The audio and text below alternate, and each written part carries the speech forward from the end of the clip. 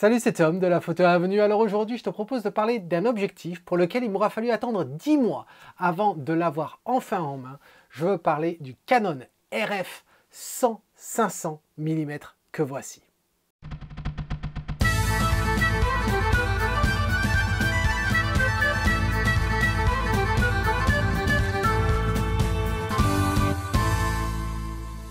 Alors si tu suis cette chaîne, tu sais que la première vidéo que j'ai sortie après l'acquisition du Canon R5, ça a été la vidéo sur la traque animale, car j'étais extrêmement curieux de savoir déjà la qualité de ce traquage, mais surtout à quel point le Tamron 150-600 que je possède depuis maintenant 3 ans, comment il allait performer, j'allais dire, c'est pas un mot français, mais comment il allait fonctionner sur le R5, est-ce que j'allais avoir toutes les fonctionnalités que le R5 promet au niveau de la traque, etc. Si tu n'as pas vu cette vidéo, je t'invite à le faire, le lien s'affiche en haut.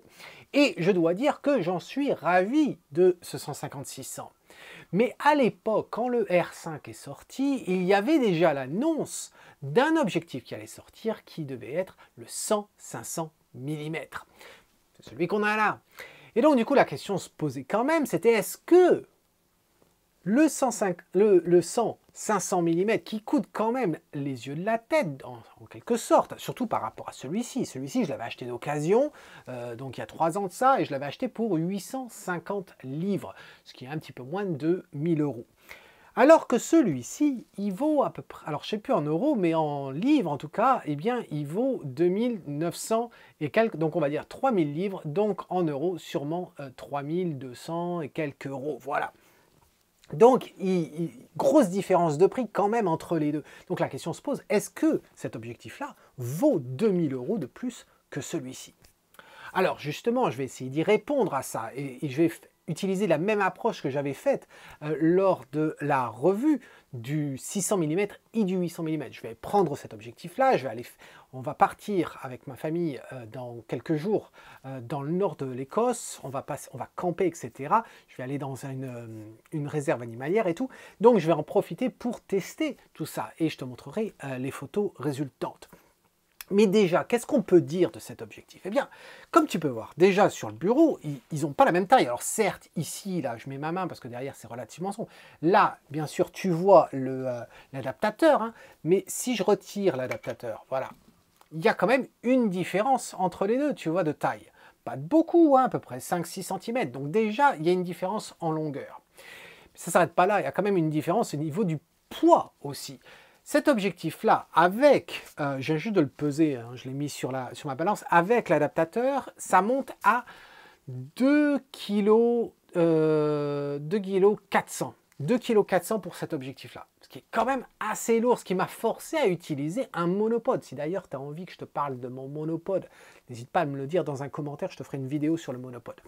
Mais c'est ce qui m'a amené à utiliser le monopode assez régulièrement. La majorité des cas, je sortais avec le monopode. Celui-ci, en l'occurrence, eh bien, il ne fait à peine tout juste en dessous, 1700 grammes, voilà, 1,7 kg. Donc, il y a quand même une différence de taille entre les deux. À un point que celui-ci, je m'attends à ne pas avoir nécessairement besoin d'utiliser le monopode, ce qui serait quand même un avantage, parce que le type de photo que j'aime faire, c'est ramper dans les herbes hautes, etc., et chasser les lapins ou chasser les chevreuils. Et donc, c'est vrai que de ramper avec un monopode, c'est pas toujours évident. Alors, tous les deux viennent avec un collier pour trépied. J'aime beaucoup, moi, j'aime beaucoup le collier de trépied pour le Tamron parce que c'est un collier qui s'adapte sur les plaques Arca Suisse. C'est une plaque Arca Suisse intégrée.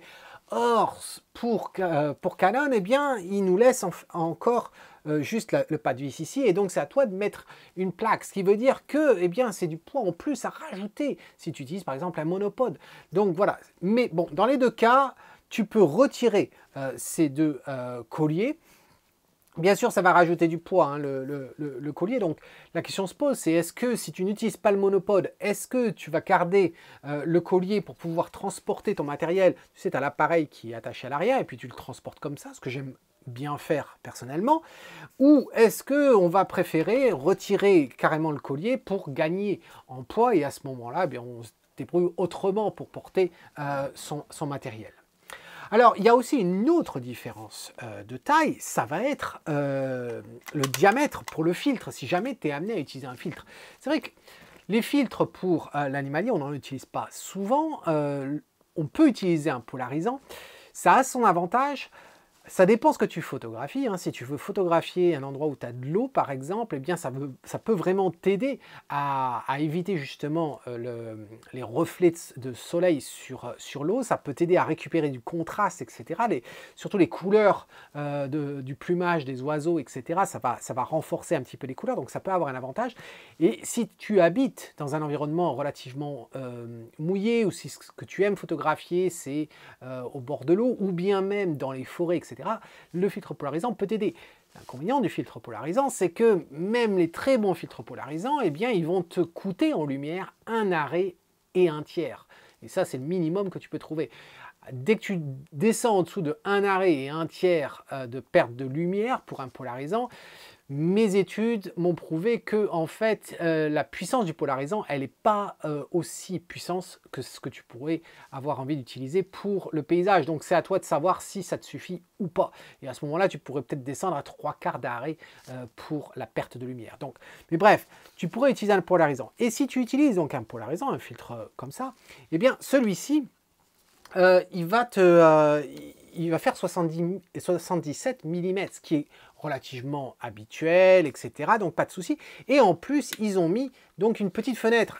Donc quand tu as, parce que je recommande hein, vraiment d'utiliser le pare-soleil, pas forcément pour les reflets de lumière, hein, mais vraiment pour la protection, c'est quand même beaucoup mieux qu'un filtre UV qui prétend servir à beaucoup, mais il ne sert à rien. Je préfère utiliser ça. Et donc, si tu es amené à utiliser ça, eh bien, tu pourrais régler en fait ton filtre grâce à cette petite fenêtre. C'est pas nouveau, hein, on l'avait sur d'autres objectifs tels que le 100-400 par exemple, de chez Canon. Alors que effectivement, quand on est sur le Tamron, bah, tu vois déjà la différence. Hein. C'est pas la même chose. Là, on est à 95 mm. Et je me rappelle quand j'avais acheté la bague d'adaptation pour mon polarisant, j'avais acheté la bague de chez Lee, d'adaptateur, et là, c'est vrai que bon, ça c'est pas donné. Mais alors, un filtre polarisant de 95 mm, c'est vraiment pas donné du tout. Et puis, il n'y en a pas beaucoup sur le marché non plus. Donc, ça, c'est quand même une grosse différence. Après, les deux sont polarisés, stabilisés, pardon. Les deux sont tropicalisés. Celui-ci, contrairement à ce qui se faisait sur les 100-400, enfin sur les objectifs de ce type-là pour les DSLR, ils étaient en métal. Là, c'est plus en métal, c'est la même chose que pour le 70-200, c'est un plastique robuste, etc. Et j'aime assez. Il a les joints partout, comme je disais, il est tropicalisé. Au niveau des boutons, ce que l'on trouve, c'est rien de plus classique. Hein. On en a un ici, c'est la plage de mise au point entre soit du plus près jusqu'à l'infini, ou bien de 3 mètres jusqu'à l'infini. Ensuite, le bouton manuel ou pas, je ne pense pas que tu aies vraiment l'occasion d'utiliser la mise au point manuelle avec ce bouton-là. Mais bon, on ne sait jamais. Et ensuite, la stabilisation on-off. Et ensuite, on a les 3 modes de stabilisation, bien sûr, habituels. Hein. Le 1, c'est il stabilise en général. Le 2, ça va te permettre de faire du panning. Et le 3, ça va te permettre d'être à la verticale, je crois, si je ne me trompe pas. Au niveau des bagues, alors, qu'est-ce qu'on a? Eh bien, on a la grosse ici, qui te permet de changer la focale. Donc là, on est à 500. Donc tu vois, il sort quand même pas mal. L'autre était à 600. Et bien sûr, c'est un 150-600, alors que celui-ci, c'est un 100-500. Donc ça veut dire qu'en fait, on a une plus petite focale au départ, hein, 100 au lieu de 150. Et on ne va pas aussi loin que le 600. La question se pose, c'est est-ce que d'avoir 500 mm au maximum par rapport à 600, est-ce qu'on va sentir une véritable perte?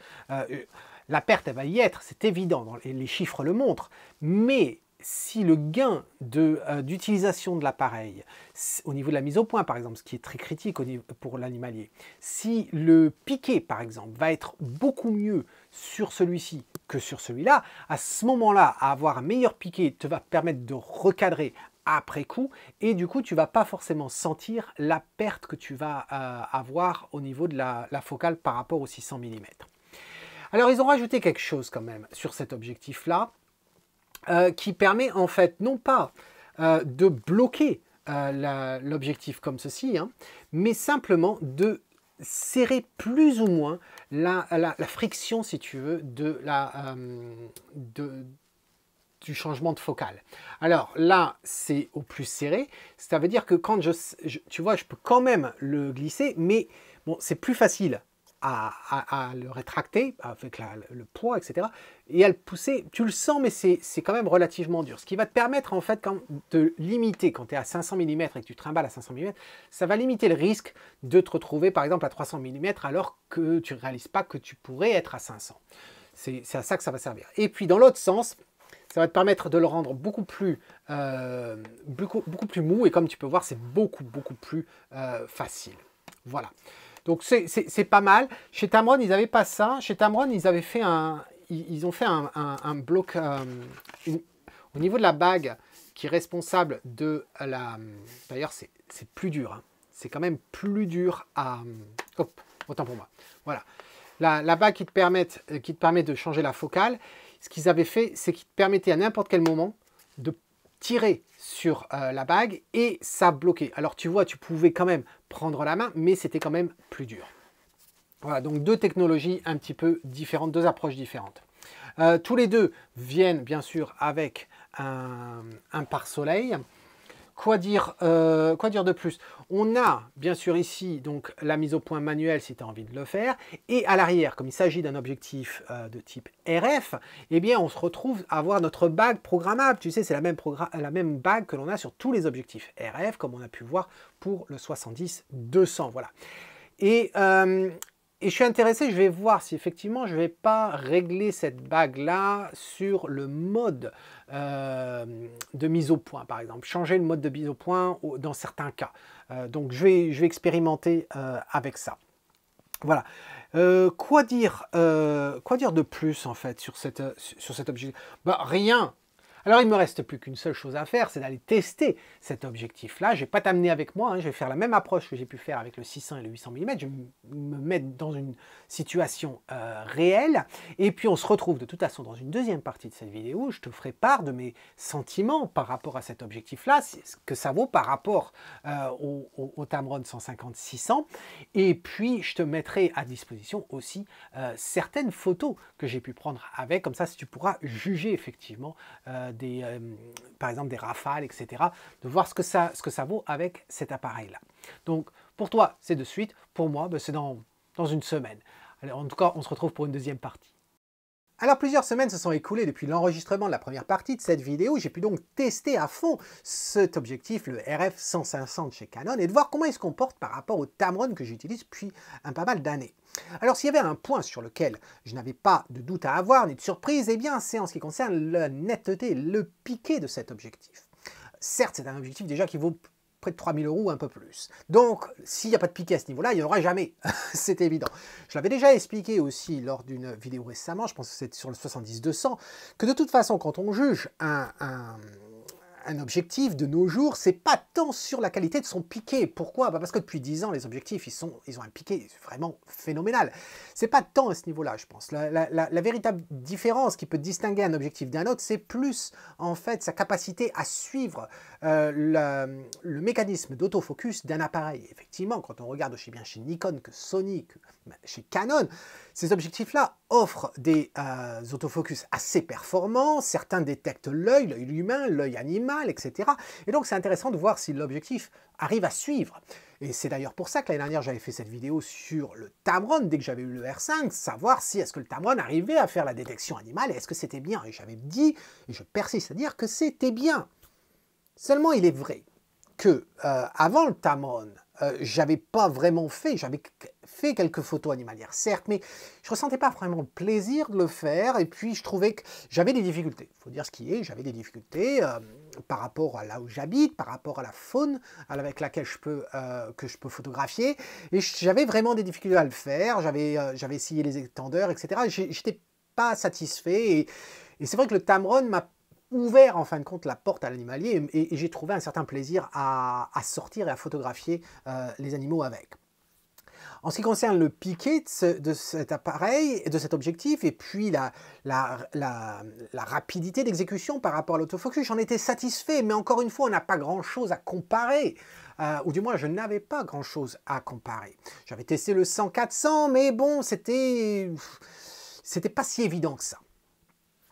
Et là, quand même, je dois dire qu'avec le 100-500, s'il y a bien une chose qui m'a frappé, c'est pas tant le piqué il est là, mais c'est la réactivité au niveau de l'autofocus. Sur le R5 et sur le R6, on a plusieurs manières d'approcher l'autofocus. On peut soit informer l'appareil en disant « je veux que tu fasses le focus là », voilà mon sujet, voilà mon cerf, voilà mon chevreuil, voilà mon oiseau.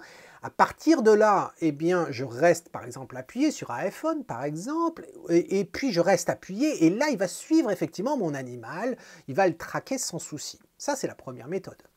La deuxième méthode, ça serait en fin de compte de laisser l'appareil détecter l'animal automatiquement par lui-même. Et à ce moment-là, c'est là que, si tu m'avais demandé l'année dernière les paramètres pour utiliser justement le R5 ou le R6 pour faire de l'animalier, eh bien, je t'aurais déconseillé d'utiliser ce mode d'autofocus en automatique comme ça. Pourquoi? Parce que, eh bien, il y avait souvent du raté. Il y avait souvent du raté, l'appareil avait du mal, en fin de compte, à détecter l'œil. Si c'est évident, si tu n'as que l'animal et puis derrière, tu as un fond gris, etc., certes, il va le détecter, mais tu sais très bien que quand on fait de l'animalier, on n'est pas dans un labo de chez DxO, non, on est dans la nature, on a des branches, on a des rochers, on a du contraste, etc. Et donc, eh bien, l'appareil, des fois, il a du mal. Si c'est un oiseau qui est sur une branche d'herbe et devant, tu as des brindilles d'herbe devant, eh bien, ton appareil va avoir du mal à sélectionner, en fin de compte, l'animal et à dire, tiens, oui, il y a une forme que je reconnais, il y a les yeux, je l'ai détecté. Ça, il avait du mal. Mais avec le 100-500, j'ai trouvé que vraiment, il y arrivait. Il y arrivait. Pas à 100%, pas à 100%, mais il y arrivait.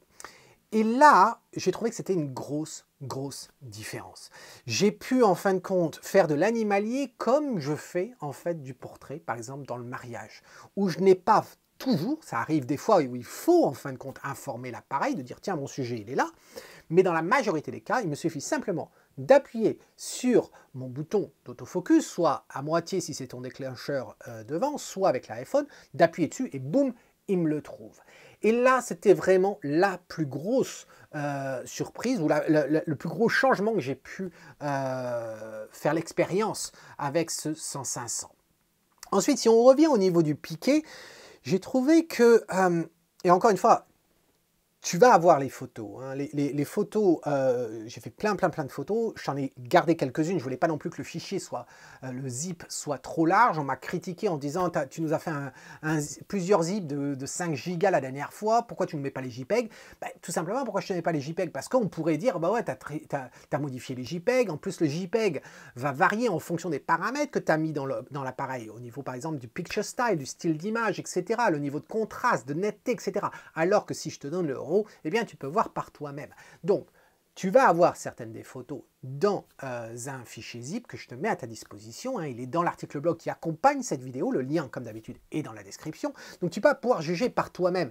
Mais je ne pouvais pas te mettre une image en te disant ça, c'est ce que tu as avec Tamron et ça, c'est ce que tu as avec le 100-500. Je ne pouvais pas te le faire. Pourquoi? Parce que je pouvais te le faire dans un labo ou dans le studio ou juste dehors dans mon jardin en mettant une peluche, etc. Mais je trouve que ce n'était pas forcément révélateur de la capacité de cet objectif-là. Donc je ne peux pas te comparer comme ça. Je te laisse, tu pourras voir par toi-même. Mais c'est vrai que le nombre de photos où en fait la netteté est vraiment superbe, j'ai trouvé que le 100-500 était bluffant à ce niveau-là. Tu sais, quand tu n'as qu'un objectif et que tu n'as pas testé les autres, tu ne peux pas comparer, en fin de compte. Là, ayant l'habitude du Tamron, avec lequel j'étais encore très satisfait, eh bien, là, j'ai pu effectivement comparer. Et comme on est amené à recadrer ces images, eh bien, tu sais très bien que si tu as une légère douceur au niveau du piqué, certes, tu peux toujours passer dans Topaz et dans d'autres logiciels pour améliorer la netteté. Mais si cette netteté, tu l'avais déjà naturellement, nativement un petit peu mieux, eh bien quand tu vas recadrer les choses après coup, même si tu passes par Topaz, Topaz va faire encore un meilleur travail. Et là, le résultat s'en ressent. Surtout quand on est en basse lumière, c'est toujours la difficulté. Quand tu photographies un oiseau ou bien un animal à fourrure, tel que le cerf, le chevreuil, etc., quand c'est assez sombre, eh bien, tu peux avoir les détails, etc. Mais au niveau du poil, pour pouvoir voir bien le poil, si tu es sous-exposé, ça peut être difficile. Et c'est là que d'avoir un objectif qui a un super piqué au départ, eh bien, va t'aider à récupérer toute cette information-là. Et là, je dois dire que le 100-500, je n'ai absolument rien de négatif à dire à ce sujet-là. Alors, qu'est-ce que j'en ai conclu au bout de tous ces essais-là? Eh bien, j'ai eu une décision à prendre. La décision était, eh bien, qu'est-ce que je fais? Certes, je rends l'objectif à Canon qui me l'a prêté gracieusement, mais qu'est-ce que je fais avec mon Tamron? Est-ce que je garde mon Tamron ou est-ce que j'achète le RF? Est-ce que j'ai vraiment réellement besoin de dépenser 3000 livres sur un objectif qui ne me sert pas à vivre, hein, contrairement à tous les autres objectifs que j'ai? Et c'est là que, eh bien, on réfléchit un petit peu. On se dit, le Tamron, beaucoup de gens vont vouloir l'avoir, s'ils ne l'ont pas déjà. Le RF, il n'est pas abordable pour toutes les bourses. Ça, c'est indéniable. Hein. Tous les amateurs n'ont pas 3000 livres à 3000 euros ou 3100 euros de côté pour s'offrir ça. Certains l'ont, la majorité ne l'auront pas. Est-ce que c'est le bon moment pour me débarrasser de mon Tamron? Et j'ai réfléchi, je me suis dit, bon ok, le Tamron, il me permet de m'amuser, mais c'est vrai que ça m'oblige à avoir le monopode. L'autre, je peux m'amuser en rampant sans monopode, juste un objectif, un appareil, et ça y est, je suis parti. Et puis après, il s'avérait que j'étais encore dans l'année d'anniversaire de mon Canon, de mon R5. Et donc, grâce à ça, ça voulait dire que j'avais droit à du cashback de chez Canon, qui était à peu près de 300 livres, donc 300 et quelques euros. Je crois qu'il est à 300 euros en France. Donc, j'avais ça. Je me suis dit, et si j'arrive à vendre le Tamron, plus le 300 livres, eh bien, ça rend en fait un petit peu abordable. Et donc, du coup, j'ai commencé à contacter les boutiques qui vendent du matériel photo ici au Royaume-Uni et puis dire, ben, qu'est-ce que vous me donnez si je vous vends mon Tamron? Alors, ce qui est intéressant, c'est que en sortant la boîte de mon Tamron, à l'intérieur de la boîte, je suis retombé sur le prix, en fin de compte, du Tamron. Et je l'avais acheté 829 livres. Voilà, 829 livres. Et quand j'ai contacté la boutique, enfin la boutique auprès de laquelle j'avais acheté mon Tamron, sans leur dire que c'est le Tamron que j'avais acheté de chez eux, hein, bien entendu, et bien là, ils m'offraient 650 livres. Ah, 650 livres. 650 livres après 3 ans, et je l'avais acheté 829. C'est pas si mal que ça, hein, en fait. 200, un petit peu moins de 200 livres. Je peux vivre avec ça, avec cette perte. Vraiment, je peux vivre avec ça. Donc, 650 plus les 300, ça fait 950, on va arrondir à 1000 livres. Ça fait en gros 2000 livres pour l'objectif. Bon, c'est déjà quand même une sacrée somme à sortir. Et est-ce que je le fais maintenant? Et je me suis dit que le Tamron, son prix, il n'allait que baisser avec le temps.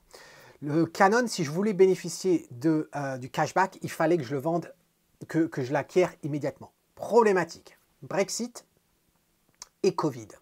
Pourquoi gros problème? Eh bien, problème, c'est qu'il n'y en a pas. Il n'y a pas personne. Aucune boutique. Ils sont tous en... Oui, on l'aura, mais on ne sait pas quand. On va l'avoir au mois de septembre. Ah oui, septembre, c'est trop tard pour moi. Septembre, c'est trop tard.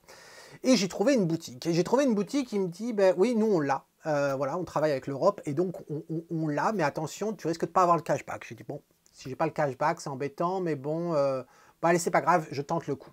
Donc, j'ai vendu le Tamron. J'ai bien reçu les 650. J'ai reçu bien sûr le 100-500 et j'ai essayé le cashback et j'ai bien effectivement reçu les 300 livres de chez Canon. Donc au final, j'ai fait le pas et je l'ai acheté. Et j'en suis content. J'en suis content, là je reviens tout juste, en fin de compte, d'un trip, d'un voyage sur l'île de Harris et Lewis. Hein. Si tu ne te rappelles pas de cette fameuse île, j'adore ça et j'adore faire mes stages là-bas. C'est complètement différent du reste de l'Écosse. Si tu ne sais pas de quoi je parle, j'avais fait une vidéo il y a quelques années, il y a 2 ans, là-dessus. Regarde-le, regarde cette vidéo parce que vraiment c'est un véritable petit bijou, cette île de Harris et Lewis. Et donc je suis allé sur place et j'ai eu le plaisir de l'utiliser pour photographier par exemple des phoques, voilà, j'ai utilisé ça, j'ai utilisé aussi pour photographier des chevreuils, donc vraiment, et là je vais pouvoir l'utiliser là dans 1 semaine et demie, je vais commencer à parcourir le territoire écossais pour photographier bien le brame du cerf, hein, on est à l'époque justement, on rentre dans l'époque, on arrive bientôt au mois d'octobre, c'est là que ça va commencer, c'est là que ça va être amusant, et justement, de ne pas avoir utilisé mon monopode, de pouvoir ramper dans la fougère et de grimper les collines ici dans les Highlands pour aller photographier ces animaux, ça va être un véritable régal assez léger. Donc voilà, je trouve que c'est super. Je dois dire que je l'ai même utilisé pour faire du paysage. C'est là quand même que ça me fait penser à un point dont j'avais parlé lors de la première partie, c'était le fameux collier pour cet objectif. Est-ce que cet objectif étant si léger, est-ce qu'il y a une utilité à avoir le collier? Je t'avouerai que j'ai testé les deux. J'ai testé d'utiliser avec le collier et puis sans le collier. Et en fait, je me suis rendu compte que je n'avais pas besoin du collier. J'ai même, en fin de compte, investi dans une sangle, voilà. Pourquoi? Parce que j'avais une sangle hein, de chez Peak Design qui était bleue, que j'avais eu depuis quelques années. Peak Design me l'avait donnée à l'époque. Et je me suis dit, tiens, je vais racheter en fait la nouvelle version de cette sangle, d'ailleurs que j'ai là. J'avais oublié de la sortir. Et j'ai décidé de ne pas l'acheter en bleu. Ils l'ont sorti en couleur olive, je crois qu'ils l'ont appelé. Et du coup, voilà ce que j'utilise. Elle est vraiment superbe, cette sangle-là. Il y a plusieurs endroits où on peut l'attacher. On peut l'attacher sur l'appareil et sous l'appareil, ou bien sur l'appareil et sur l'objectif, si on utilise le collier. Mais je t'avouerai que j'utilise sur l'appareil en haut et en dessous, et c'est un véritable plaisir de transporter mon objectif avec ça. J'ai l'impression d'être super léger, j'ai pas besoin de mon sac, sauf si je me cache derrière ma tente ou quoi que ce soit, mais sinon j'adore ça. Si ça t'intéresse, hein, le lien il est dans l'article blog. Vas-y faire un saut, je la recommande, elle est vraiment superbe. Ce qu'il y a de bien sur cette sangle, c'est qu'il y a deux côtés. Il y a un côté comme ça avec du caoutchouc ici et un côté qui est lisse. Pourquoi? Eh bien parce que si tu veux la porter juste sur une seule épaule, comme ça, pas la porter en travers, eh bien avec le caoutchouc, ça reste accroché. Et sur les vêtements que je porte à l'extérieur, ça ne glisse pas, ça reste bien accroché. Si tu l'as en sangle, eh bien, tu as une envie, en fin de compte, de faire basculer autour de toi, tu vois, comme ça. Et à ce moment-là, eh bien, ça glisse convenablement. Et c'est vraiment super, très facile à régler, comme tu peux voir. C'est un véritable plaisir d'utiliser cette sangle. Donc, je la recommande absolument. Donc, la question du collier, eh bien c'est vrai que je ne l'utilise pas le collier. Seulement, je ne l'ai pas pris pour quand je suis allé sur Harris, et je me suis rendu compte qu'il y avait une situation dans laquelle j'aurais bien aimé, en fin de compte, avoir le collier de trépied pour l'objectif. Cette situation, c'était de faire du paysage avec. Eh bien sûr, tu peux faire du paysage avec ce genre de téléphoto, qui était, en fait, je capturais des rochers, un stack, c'est-à-dire une sorte de grand rocher tout seul dans l'océan. Il était assez loin, j'avais envie de l'utiliser. Il y avait pas mal de vent. Et bon, la problématique, c'est que effectivement, ça faisait bouger un petit peu l'appareil, malgré la stabilisation, hein, j'avais activé la stabilisation, mais d'avoir simplement l'appareil sur le trépied et puis ensuite l'objectif comme ça, eh bien, ça vibrait un petit peu trop. Si j'avais utilisé, en fin de compte, le collier sur l'objectif, ça aurait scellé, en fin de compte, l'objectif lui-même et j'aurais sûrement évité les tremblements. Donc, c'est vraiment le seul scénario, en fin de compte, dans lequel, effectivement, le collier m'a manqué. Dans tous les autres cas, j'en ai pas besoin. Quelqu'un qui va photographier, par exemple, des voitures ou du sport pendant 1h30 à être dans la même position, bien sûr, utiliser le collier, un monopode ou un trépied, ça a absolument du sens. pense. Mais dans l'utilisation que moi j'en ai à faire, dans la majorité des cas, je n'en ai pas besoin pour l'animalier. Donc voilà ce que je voulais te dire sur cet objectif-là. Ça coûte les yeux de la tête, certes, mais pour tous ceux qui font de l'animalier, eh bien, c'est vraiment quelque chose d'intéressant. Est-ce que les 100 mm qu'on l'on perd entre le 500 et les 600, est-ce que c'est vraiment un problème? Personnellement, je ne m'en suis pas rendu compte. Je m'en suis pas rendu compte parce que j'ai la chance d'avoir 45 mégapixels. Peut-être que ceux qui ont le R6 vont peut-être trouver ça peut-être un petit peu court. Mais encore une fois, c'est des beaux pixels sur le R6, donc peut-être que non. Et d'ailleurs, en fin de compte, c'est absurde, je pose une question comme ça théorique, mais je vais y répondre dans une vidéo prochaine parce que j'ai testé effectivement cet objectif-là avec le R6. Donc je vais pouvoir te répondre et te dire ce que j'en pense de faire de l'animalier avec le R6. Est-ce que c'est possible ou pas? Techniquement, bien sûr qu'on peut appuyer sur un bouton. Est-ce que l'appareil va convenir à ceux qui sont passionnés de l'animalier, tout en sachant cette restriction au niveau du nombre de mégapixels et le besoin de recadrer après coup? Eh bien, on essaiera d'y répondre justement dans une vidéo prochaine. Voilà. Mais donc non, cette perte de 100 mm m'importe absolument pas. L'autre question, c'était effectivement, le Tamron commençait à 150, là on commence à 100, et c'est là que l'on voit quand même une sacrée différence. Parce que s'il est 500 à 600, eh bien ça ne me manque pas, eh bien de commencer à 100 plutôt qu'à 150, c'est quand même un sacré avantage. C'est quand même, on voit quand même une grosse différence. Ça permet de se rapprocher sacrément du sujet. Je me rappelle, il y a quelques années, d'avoir photographié une libellule en Camargue, et pour photographier cette libellule, eh bien, j'étais bloqué par rapport à la distance minimale de mise au point. Et je me rappelle, en étant vraiment au bord, il y avait un petit ruisseau derrière. C'était au parc, à la réserve du pont de Gau en Camargue, au Sainte-Marie-de-la-Mer. Et je me rappelle, j'étais complètement en arrière comme ça pour pouvoir photographier la libellule. Tu vas la voir d'afficher ici. C'était vraiment galère. Avec cet objectif-là, vraiment, c'est super facile. On est vachement plus près du sujet. Et le fait d'avoir effectivement ces 100 mm plutôt que 150, on y gagne. Bien sûr, c'est un avantage. Donc non, là, je vois vraiment que du positif à ce niveau-là. On pourrait se poser la question, est-ce que